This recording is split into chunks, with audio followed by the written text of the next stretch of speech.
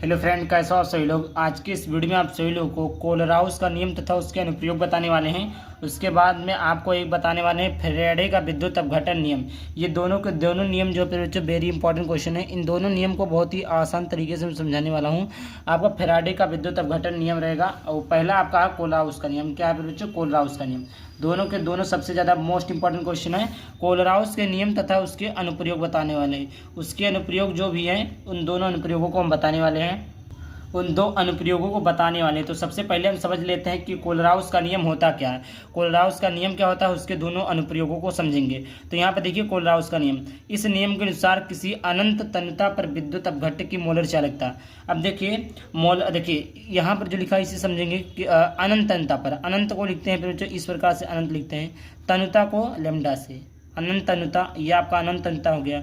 अब घट की क्या है? मोलर चालकता। मोलर चालकता है तो एम ले लिए। अब कोई भी आप घट ले लीजिए, जैसे NaCl ले लीजिए, पोटेशियम KCl ले लीजिए या HCl ले लीजिए, कुछ भी ले लीजिए। कोई भी आप घट ले लीजिए तो किसी विद्युत अपघट्य की मोलर चालकता। तो यहाँ पर देखिए किसी विद्युत अपघट्य में मोलर चालकता हमने ले लिया NaCl, जो होता है विलयन में उपस्थित धनायनों तथा ऋणायनों के मोलर चालकताओं के योग के बराबर होता है। NaCl क्या होता है? प्लस होता है। Cl क्या होता है? माइनस होता है। तो इन दोनों अपघट्यों की मोलर चालकता, धनायन क्या है? Na प्लस है और ऋणायन क्या है आपका? Cl माइनस है। तो इन दोनों धनायनों और ऋणायनों के मोलर चालकता किससे लिखते हैं? लैम्डा एम से। ये आपका लैम्डा एम हो गया। अनंत तन्यता पर ये हो गया के योग के बराबर होता है। तो यहाँ पर अनंत तन्यता पर किसी अपघट्य की मोलर चालकता, तो अनंत तन्यता पर किसी अपघट्य की मोलर चालकता NaCl है। इसके धनायनों तथा ऋणायनों के मोलर चालकताओं के योग के बराबर होता है। तो ये था आपका कोलराउस का नियम। तो ये था आपका पहला, ये आपका था नियम क्या है? आप इसी से याद कर सकते हैं कि अनंत तन्यता पर, ये आपका अनंत तन्यता है। अनंत तन्यता पर किसी विद्युत अपघट्य की मोलर चालकता और विलयन क्या है? NaCl है। विलयन में उपस्थित धनायनों तथा ऋणायनों के योग के बराबर, मोलर चालकताओं के योग के बराबर होता है। इसके दो अनुप्रयोग है। पहला है वियोजन की कोटि ज्ञात करने में, दूसरा है दुर्बल विद्युत अपघट्य की मोलर चालकता की गणना करने में। तो वियोजन की कोटि ज्ञात करने में पहला क्या है? वियोजन की कोटि ज्ञात करने में। तो यहाँ पर देखिए वियोजन की कोटि ज्ञात करने में किसी सांद्रता पर विद्युत अपघट्य की मोलर चालकता, किसी सांद्रता पर जो विद्युत अपघट्य की मोलर चालकता होती है, अनंत तन्यता पर विद्युत अपघट्य की मोलर चालकता। यह आपका क्या? यह आपका अनंत तन्यता हो गया। यह आपका अनंत तन्यता पर विद्युत अपघट्य की मोलर चालकता, अपघट्य की मोलर चालकता तथा मोलर चालकता को लिखते हैं लैम्डा एम से, लैम्डा एम सी। यह आपका मोलर चालकता तथा अनंत तन्यता पर विद्युत अपघट्य की मोलर चालकताओं के अनुपात को वियोजन की कोटि कहते हैं। वियोजन की कोटि किसे कहते हैं? किसी सांद्रता पर विद्युत अपघट्य की मोलर चालकता तथा अनंत तन्यता पर विद्युत अपघट्य की मोलर चालकताओं के योग की क्या होता है? बराबर होता है। ये था आपका पहला नियम, वियोजन की कोटि ज्ञात करने का पहला नियम। ये आपका है कोलराउस का पहला नियम हो गया। ये आपका था पहला नियम। और ये इसके बाद में एक दूसरा नियम है। दूसरा नियम यहाँ पर क्या? तो यहाँ पर देखिए जैसे पहले विद्युत अपघट्य की मोलर चालकता की गणना, तो CH3COOH की मोलर चालकता। तो यहाँ पर हमने क्या ले लिया? CH3COOH ले लिया। तो अभी हमने पढ़ा किसी विद्युत अपघट्य की मोलर चालकता उसके धनायनों तथा ऋणायनों के योग के बराबर होता है। इतना आपने पढ़ा है। तो इसके साथ हमने क्या कर दिया है? 2NaCl जोड़ दिया। 2NaCl जोड़ दिया। NaCl ये आपका इसके साथ सोडियम जुड़ गया और ये आपका NaCl एक हो गया, एक Cl बचा तो एक Cl इसके साथ हो गया। अब यहाँ पर क्या करेंगे? इधर तोड़ेंगे, इसको तोड़ेंगे तो अब इसकी अपघट्य की मोलर चालकता।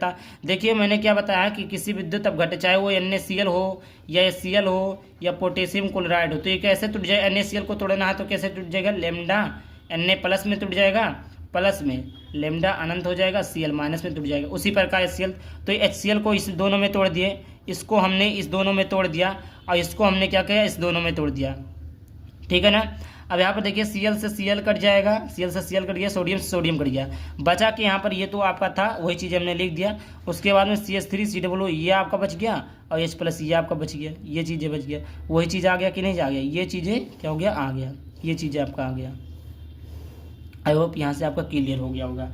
तो ये था दूसरा और पहला आपका वियोजन की कोटि ज्ञात करने में। आई होप आपको यहाँ तक समझ में आ गया होगा पूरा कोलराउस का नियम तथा उसके अनुप्रयोग। दूसरा नियम देख लेते हैं। दूसरा नियम आपका है फैराडे का विद्युत अपघटन नियम। क्या है? फैराडे का विद्युत अपघटन नियम।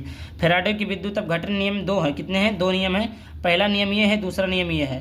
पहला नियम को देख लेते हैं। पहला नियम है कि विद्युत अपघटन के समय इलेक्ट्रोड पर मुक्त हुई पदार्थ की मात्रा उसमें प्रवाहित आवेश की मात्रा के अनुपाती होता है। तो मुक्त हुई पदार्थ की मात्रा W है, किसके अनुक्रमानुपाती होती है? आवेश की। आवेश को लिखते हैं क्यू से, आवेश को लिखते हैं क्यू से। क्या बोला? किसी विद्युत अपघट के समय इलेक्ट्रोड पर मुक्त हुई पदार्थ की मात्रा, उसमें प्रवाहित आवेश के पदार्थ की मात्रा के, इसको लिखते हैं डब्ल्यू से, उसमें आवेश की मात्रा क्यू के अनुक्रमानुपाती होता है। अब हम जानते हैं कि अगर डब्ल्यू अनुक्रमानुपाती का साइन हटाएंगे तो बराबर के चिन्ह लग जाएगा, यहाँ पर टी आ जाएगा। टी क्या आपका है? यहाँ पर ये हो गया। क्या बोला? क्यू के स्थान पर हम लिखना चाहे तो क्या लिख सकते हैं?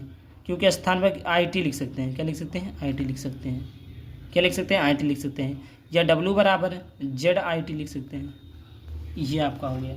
ये देखिए कैसे क्या हुआ? डब्ल्यू, इसके स्थान पर हम क्या लिख सकते हैं? आई टी लिख सकते हैं। लिख सकते कि नहीं लिख सकते? क्या बोला? पदार्थ की मात्रा आवेश के अनुक्रमानुपाती होता, इसको लिख दिए। बराबर लिखेंगे तो ये आई टी आ जाएगा, और इसके बाद में इसके अनुक्रमानुपाती हो गया। अब अनुक्रमानुपाती हटेगा तो किसका सिंबल आएगा? जेड का। जेड एक नियतांक है। जेड क्या है? नियतांक है, नियतांक है। या आप इसको ऐसे रहने दीजिए, ऐसे रहने दीजिए, इसको ऐसे, और ये अनुक्रमानुपाती हटेगा, जेड आ जाएगा। ये आपका हो गया। द्वितीय नियम देख लेते हैं। द्वितीय नियम है, यदि समान विद्युत धारा समान समय के लिए भिन्न भिन्न विद्युत अपघट्टों में प्रवाहित की जाती है। समान धारा समान समय के लिए किसी विद्युत अपघट्ट में प्रवाहित की जाती है तो इलेक्ट्रोड पर पदार्थ की मात्रा तुलनिकी भार के समानुपाती होता है। W1/W2 बराबर E1/E2। या आप W1 अनुक्रमानुपाती E1 या W2 अनुक्रमानुपाती W2 लिख सकते हैं। ये आपका भार है, ये आपका इलेक्ट्रोड पर पदार्थ की मात्रा है। ये आपका द्वितीय नियम हो गया, प्रथम नियम हो गया। ये फैराडे का विद्युत अपघटन नियम हो गया, और यहाँ पर आपका कोलराउस का नियम हो गया। दोनों नियम आपके कंप्लीट हो गए। आई होप वीडियो पसंद है, वीडियो को लाइक कर देना। चैनल पर पहली बार चैनल को सब्सक्राइब करना। चलिए मिलते हैं किसी टॉपिक के साथ। तब तक बाय बाय, थैंक यू। जय हिंद, जय भारत, वंदे मातरम।